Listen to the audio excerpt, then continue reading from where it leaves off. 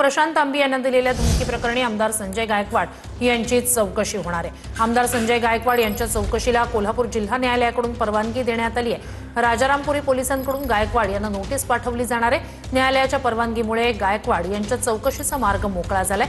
दरम्यान प्रशांत आंबी यांना गायकवाड यांच्या समर्थकांकडून धमक्यांचे फोन सुरूच आहेत। प्रशांत आंबी नव्यानं तक्रार अर्ज देण्याच्या तयारीत आहेत।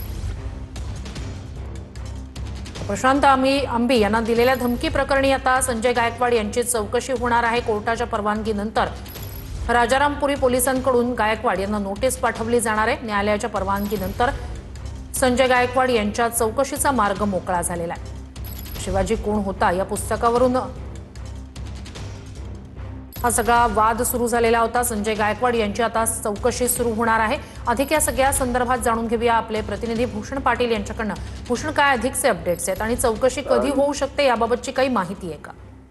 नक्कीच आपल्याला माहिती आहे की शिवाजी कोण होता या पुस्तकामध्ये शिवाजी महाराज यांचा एकेरी उल्लेख का केला अशा पद्धतीची विचारणा करत आमदार संजय गायकवाड यांनी प्रशांत आंबी यांना धमकीचे फोन आहेत ते केलेले होते आणि याच प्रकरणी आता न्यायालयानं संजय गायकवाड यांच्या चौकशीला परवानगी आहे ती दिलेली आहे। राजारामपुरी पोलिसांनी या संदर्भात न्यायालयाकडे चौकशीसाठी अर्ज आहे तो केलेला होता आणि या अर्जाला आता न्यायालयानं परवानगी दिली। लवकरच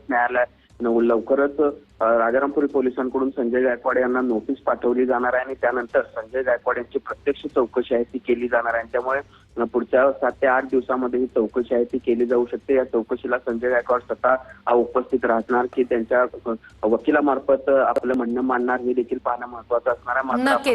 नक्कीच भूषण, अपडेट्स घेत राहूच। तुर्तास धन्यवाद।